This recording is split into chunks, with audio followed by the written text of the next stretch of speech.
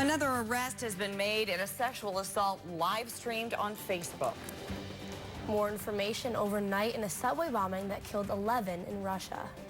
And that death toll is now up to 14. A preview of today's elections in Jefferson City and Columbia. Good morning. It's Tuesday, April 4th, 2017. Thanks for waking up with us. I'm Megan Judy. I'm Brianna Stubler. And I'm Tim Schmidt. Yeah, it's the first Tuesday after the first Monday in the month is when they vote. Yeah, that is right. And that is today. It looks like for the morning should be okay for a lot of that. By the afternoon, early evening, maybe dealing with some rain showers if you are heading to the polls. Looks like more rain isn't. Tim, Chicago police have arrested a second suspect in the alleged live stream sexual assault of a 15-year-old Chicago girl on Facebook. A police spokesman says the 15-year-old boy was accompanied by his mother when he turned himself in yesterday. He and A new measure passed in the Missouri House prohibiting the use of red light traffic cameras to catch traffic violations. Supporters say it should be up to law enforcement to ticket those running red lights, and that some municipalities use the cameras to generate revenue. But critics say each city and county should be allowed to decide whether or not to use those cameras. The Justice Department has asked a federal judge for more time to assess the proposed agreement to overhaul the Baltimore Police Department. It says it needs time to determine how the overhaul might conflict with the crime-fighting agenda of Attorney General Jeff Sessions.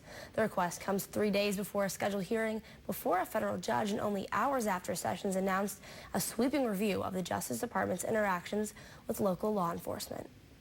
Columbia has been getting a lot of flack for its water quality. How the city plans to fix that problem after the break.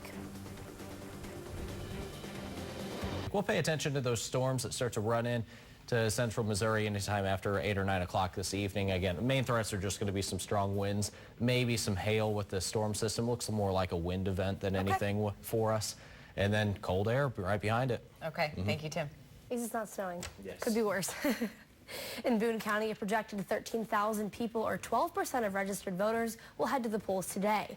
KOMU 8's Abby Breidenbach joins us with what issues Columbia voters are talking about. Missouri Auditor Nicole Galloway will release their audits of estates pending federal dollars later this morning in Jefferson City.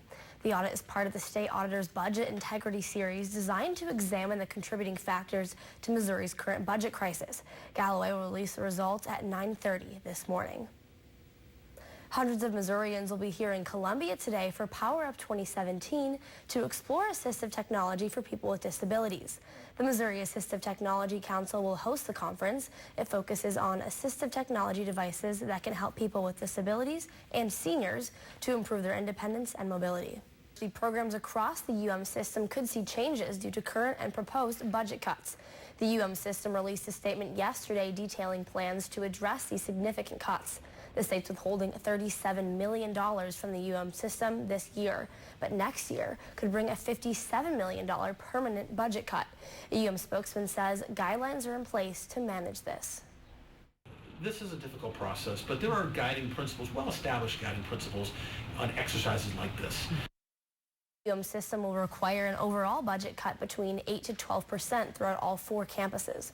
Board members plan to meet and share campus plans with the community on May 10th. It was a long wait for the North Carolina men's basketball team, but worth it. After losing last year's NCAA championship to Villanova on the last-second shot, this year the Tar Heels made the most of its second straight trip to the title game, beating Gonzaga 71-65. North Carolina overcame a poor shooting night to win its 6th men's basketball crown in the school's history.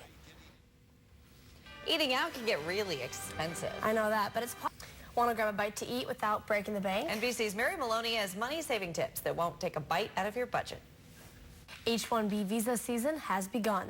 The H-1B is a non-immigrant visa in the U.S. and it allows employers to temporarily employ foreign workers in specialty occupations. It could be in high demand this year because of a possible White House push to change the program. Last year, the cap of 85,000 visas was reached in less than a week. Major League Baseball is switching out Pepsi for its rival Coca-Cola as its new official beverage sponsor. Pepsi does have existing deals with 11 teams, which will not be affected, but in other stadiums, Coca-Cola will have exclusive selling rights. Only 2 years ago, Pepsi won a deal with the NBA, ending a 28-year run for Coca-Cola. Pepsi currently has existing deals with the NFL and NHL.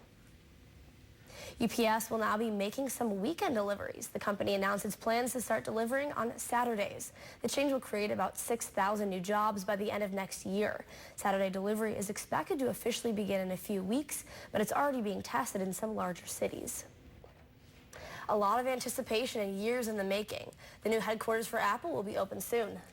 Cupertino, California is ready for the big welcome, except maybe for one concern. NBC's Devin Feely has more on that.